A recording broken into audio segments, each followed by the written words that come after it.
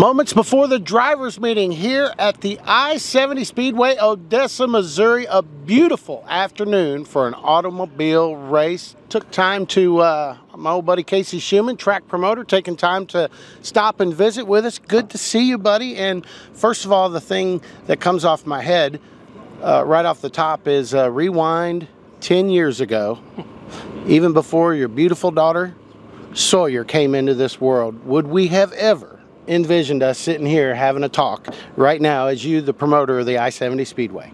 No, I would have never thought that. I mean, I could see maybe on the front straightaway of a race at Double X or a war race or something like that maybe, but definitely not sitting here on the top of a beautiful rooftop bar at I-70 and me as the general manager now. Man, you had quite a workload thrown into your lap when you agreed to come aboard, and Lord knows in this world of dirt track open wheel racing, it's nothing is a given, and it's just been all hands on deck as soon as you got here and got aboard.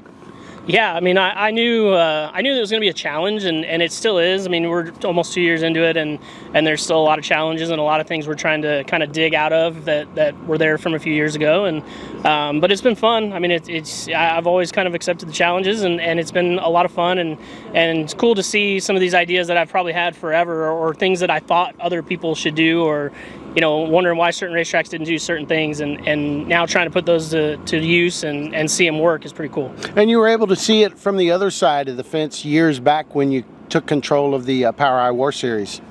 Yeah, I mean, I was actually just talking to Haas a little bit ago, and it's like I've kind of evolved from race car driver to series owner, and then went and did some stuff with the World of Outlaws, their series director, and then coming here and kind of doing all of it. I mean, it seems like every role has just added more workload to it. It's the same and then adding some to it. So no doubt.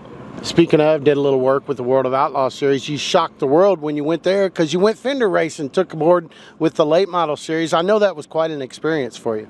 It was. I mean, once again, it was a challenge. I mean, I felt like the series directing part of it, I was going to be, pretty comfortable with. But, a whole new group of racers and team owners and race cars themselves. So it took a lot to get to know those people, earn their trust, and learn a lot about a different form of racing. So you mentioned driver, series coordinator, track promoter, in that order. With that said, the driving suit and helmet, they're not on mothballs. You're still able to have a little bit of time in the seat behind the wheel still. Every once in a while. I still get to go play around a little. It's obviously very different now when I get to go do it because I am strictly there to go have fun and just play around. So it's been cool to do that. I mean, we put a 360 car together and went and ran a little bit at Double X this year. And, it was me and Tim Rowden and Kathy was there pretty much every weekend. We just went and had some fun, and it was cool to just do something that I haven't got to do in a long time. Speaking of Tim Rowden, Aunt Kathy, their daughter, Brooke, your wife, you're married into the first family of open wheel racing, the Hockett family, and I have to believe that how your life changed after you and Brooke got married. It was just a brand new chapter of your life, and you look back on it now, and I'm sure it's been a beautiful ride. Oh yeah, it's been awesome. I mean, obviously I grew up, I didn't grow up around the family, but spent a lot of time around the family there, when Jesse and I were racing around, and got to see a little bit of what they were all about, but now to be all the way into the family, it's a lot of fun. It's a really cool group, a very passionate group. They're very passionate about their open wheel racing, and they're guys. But it's been cool. It's been a lot of fun. They're a ton of help. I mean, obviously Brooke helps me around here when she has time, and even Tim and Kathy are always here, asking what they can do to help out. So it's been really cool. Speaking of old Lester, I have to bring it up, and you and I were just laughing about it a moment ago. And I'm so grateful that the racing boys were there to document the last interview that I was ever able to do with Jesse. And you played a leading role in that final interview that we ever did, one of the funniest things ever.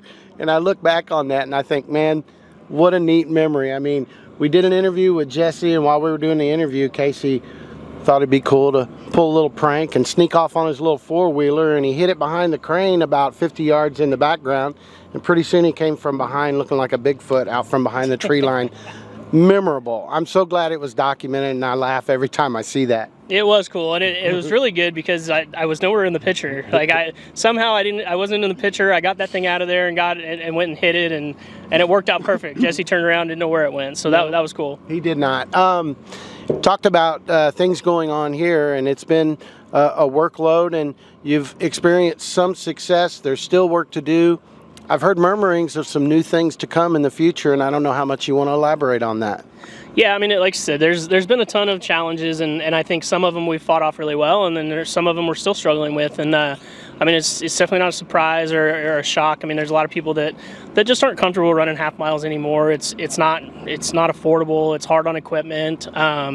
You know, so I think we're got some plans in the works to kind of revamp what we got going out back there on the racetrack. We've got an amazing facility. You know, Steve and Lisa from Cat Excavation, they've built an awesome facility. I think we just need to do a little work on the racetrack. So here over the winter, as soon as we're done with our late model race here in a couple weeks, we're going to start moving some dirt and really revamp what we got going on out there.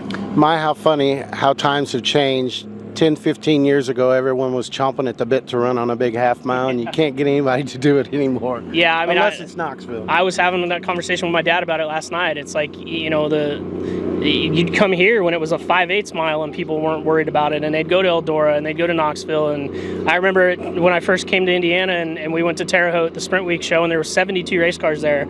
And you know, now if they had a race there, they'd be lucky to get 25. So no doubt. Times have definitely changed a lot, and you know, I feel like just with anything, you got to adapt. And we've tried a lot of different things and tried to kind of figure out a way to make this work, and it's just, I mean, some of it's worked, but some of it hasn't. So we're gonna redo what we got going on out there. I think I think a lot of people are gonna be excited about it. Funny story, we were just talking about the old I-70 Speedway back in the day.